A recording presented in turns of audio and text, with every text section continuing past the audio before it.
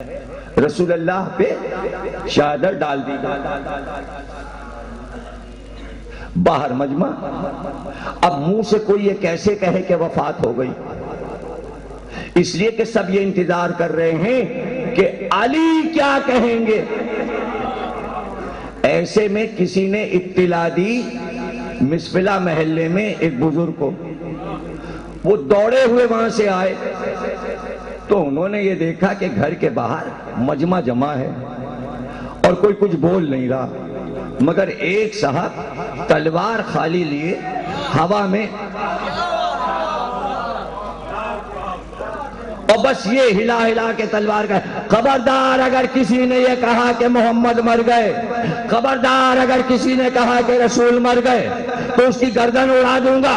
یاد رکھنا رسول اللہ مرے نہیں ہیں، حضرت عیسیٰ کی طرح آسمان پہ گئے ہیں، ابھی واپس آ جائیں گے. لوگوں کا منہ بند. ایک تو تلوار، دوسری جانی پہچانی شخصیت. کیا اللہ نے کہا تھا کہ وفات نبی پر اپنی عقل کو اس طرح استعمال کرنا؟ تو یہ تھا کیا؟ مجمع کو اس وقت تک روکے رکھنا ہے کہ وہ بزرگ آ کے بتائیں گے کہ کرنا کیا ہے. اس وقت تک مجمع کو روکے رکھو. وہ آئے سیدھے گھسے اندر، چادر ہٹائی اور چہرہ دیکھ کے کہنے لگے ارے سنو، یاد رکھنا جو اللہ کو پوجتا تھا تو وہ اللہ کو پوجے، اس لیے کہ اللہ ہمیشہ زندہ رہے گا. اور جو محمد کی پوجا کر رہے تھے وہ سن لیں محمد مر گئے اور محمد کی پوجا بند کر دو. یہ کہہ کے چلے. وہ چلے تو پیچھے پیچھے تلوار والے بھی چلے. لیجئے دونوں غائب مجمع سناٹے میں. کچھ پتہ ہی نہیں کیا ہوا. جانے کیا ہوا کہ آپ چپ بیٹھے ہیں اور ہم بھی چپ ہوئے جاتے ہیں. اس لیے کہ یہ ہوا کیا، یہ ہوا کیا. اب کچھ کا سنا ہوا لیکن سن تو لیا. چپ اس لیے ہیں. یہ ہے کیا، یہ ہے کیا؟ یہ ہے یہ کہ چونکہ اللہ نے کہا تھا کہ محمد مریں گے نہیں،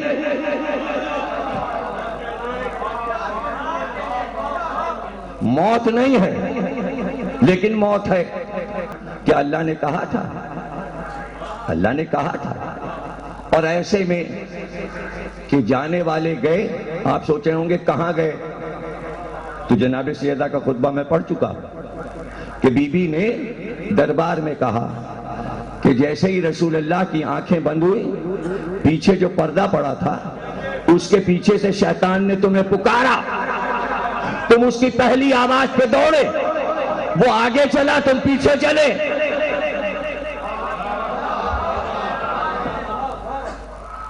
چلے گئے. مولا علی نے غسل دیا رسول اللہ کو، وصیت کے مطابق کفن پہنایا. چونکہ رسول اللہ کی وصیت تھی کہ میرے غسل میں علی تمہارے علاوہ اگر کوئی آیا تو وہ اندھا ہو جائے گا، اور اگر کوئی فضیلت کے لیے چاہے کہ پانی ڈالنے کے لیے تمہارا ہاتھ بٹائے تو اس کی آنکھ پہ پٹی باندھ دینا. تو عبداللہ ابن عباس کی آنکھ پر پٹی باندھی گئی تھی، علی نے باندھی تھی. علی پٹی نہیں باندھے تھے. معصوم کو ہر حال میں دیکھ سکتا ہے، اس لیے کہ دونوں نور ہیں. رسول اللہ نے علی کو اجازت دی تھی. اور پھر یہ کہا تھا، سنیے گا، کہ یا علی جب جنازہ تیار ہو جائے تو جنازہ رکھ کے انتظار کرنا. سب سے پہلے مجھ پر اللہ نماز پڑھے گا، پھر تم نماز پڑھنا. تمہارے ساتھ فاطمہ جنازے کی نماز پڑھیں، پہلو میں حسن اور حسین ہو. یہ نمازیں ہو چکی تھی تب امت آئی نماز پڑھنے. ان کو یہ پتہ ہی نہیں کہ رسول کے جنازے کی نماز سب سے پہلے کس نے پڑھائی. اللہ کو پڑھاتے دیکھا نہیں، علی کو پڑھاتے دیکھا کچھ لوگوں نے. سب سے پہلے علی نے نماز جنازہ پڑھی. اس کے بعد حکم دیا 5-5 10-10 آدمی جاؤ اور صرف کھڑے ہو جاؤ قریب جا کے جنازے کے اور 7 بار درود پڑھو محمد اور آل محمد پر اور واپس ہو جاؤ. جلدی سے جاؤ، درود پڑھو اور واپس ہو جاؤ. یہ سوال عالم آن لائن پہ کر لیا اس نے کہ رسول اللہ کی نماز جنازہ کس نے پڑھا؟ یہ ایک سنی عالم، ایک شیعہ عالم. شیعہ عالم نے کہا نماز جنازہ ہوئی نہیں. جلدی سے سنی نے کہا ہاں پڑھائی حضرت ابو بکر. انہوں نے جگہ خالی چھوڑ دی، انہوں نے بھر دی. عقلوں کی بات ہے کہ اللہ نے عقل دے کر یہ بھی کہا ہے کہ اس طرح کی باتیں کرو. عقل تو آپ کو استعمال کرنا ہے، اس کے لیے آپ کو علم میں کامل ہونا ہے. کتابیں پڑھنے کی فرصت نہیں، اس لیے ذکر آل محمد مجلس میں سنو تاکہ ناقص علم نہ رہ جائے. یہ ہے ان مجالس کا مقصد، تاکہ جہالتوں میں زندگی نہ گزر جائے. مجلس ذہن کی جہالت کو دور کرتی ہے، علم میں کامل کرتی ہے. جتنا آپ ذکر آل محمد سنیں گے آپ کی ذہانت بڑھے گی، آپ کا حافظہ بڑھے گا. جو زیادہ مجلس سنتا ہے اس کا حافظہ بڑھتا ہے. حافظہ بڑھے گا تو آپ کے شعبے میں وہ کام آئے گا. اگر حافظہ نہیں تو آپ اپنا سبجیکٹ ٹھیک سے یاد نہیں کر سکیں گے. اور یہ ذکر آپ کے حافظے کو بھی بڑھائے گا، آپ کی عقل کو بھی بڑھائے گا. تو فتو چور نہیں بننا، ورنہ اس نے تو بڑی ذہانت دکھائی. گلی گلی سے نکلتا تھا دھوپ کھانے کے لیے سردیوں میں. میر انیس بھی اپنے باہر کے کمرے کے دروازے پہ بیٹھے. ایک قیمتی دوشالہ کسی رئیس امیر نے دیا تھا، وہ اوڑے بیٹھے ہوئے تھے. بڑا قیمتی دوشالہ تھا. فتو چور قریب گیا، اس نے آداب کیا، سرکار سلام. میر انیس نے دیکھا، پہچان گئے کہ فتو چور ہے. کہنا سرکار یہ دوشالہ ہمیں دے دیجئے. کہا چل دیوانہ ہو گیا، تجھ کو دے دوں، تو کیا کرے گا؟ کہنے اچھا نہ دیجئے، رہے گا نہیں آپ کے پاس. چیلنج کر کے چلا گیا.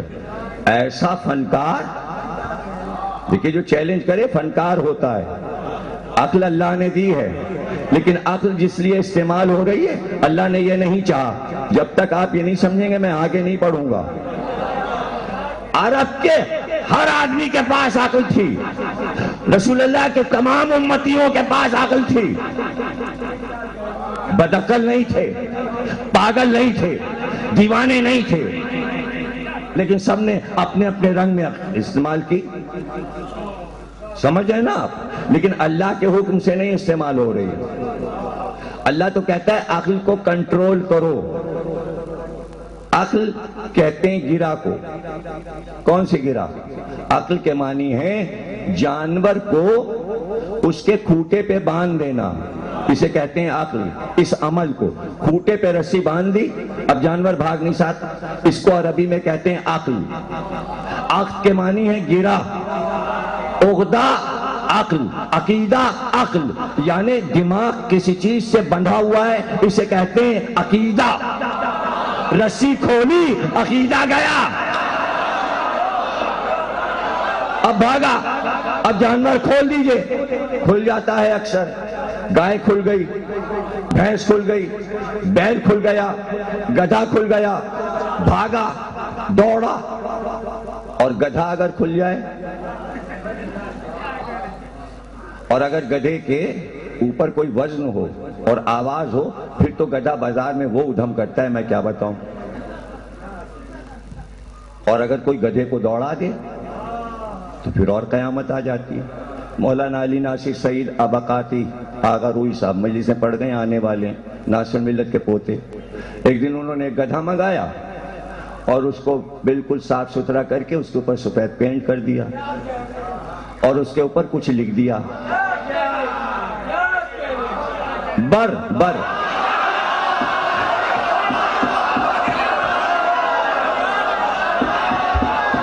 کالے رنگ سے لکھ دیا اور اس کی دم میں پیپا باندھ دیا، پیپے میں پتھر بھر دیا. وہ بھاگا، این بازار میں آیا تو زی ٹی وی والوں نے اس کی تصویر لی اور پردے پہ تصویر بڑی کر کر کے، یہ دیکھیے ایک گدھا بازار میں آ گیا، ایک گدھا بازار میں آ گیا.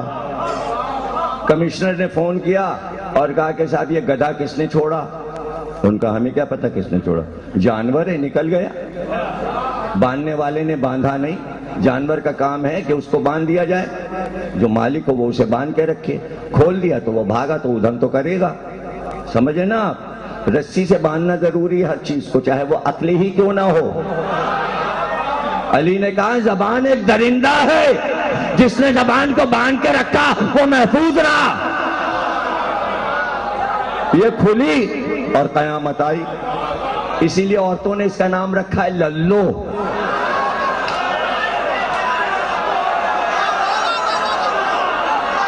علی نے کہا درندہ، علی نے کہا یہ ایک درندہ ہے، آزاد ہوا اور درندہ، تو درندے کا کام ہے وہ بازار میں ادھم کر دے گا، شہر میں ادھم کر دے گا۔ اکثر زو کا شیر چھوٹ جاتا ہے یا چیتا چھوٹ جاتا ہے، شہر میں آ جاتا ہے، اخبار میں آ جاتا ہے، ادھم ہو گیا، ہاتھی پاگل ہو گیا، بازار میں آ گیا، تو درندہ ہے۔ علی کہہ رہے ہیں زبان بھی درندہ ہے۔ اب چونکہ عورت کو ذرا رحم آیا، ان کا ہمارے منہ میں ہے، تو اس کا پیار بھرا نام رکھو، پیار بھرا نام رکھ دیا۔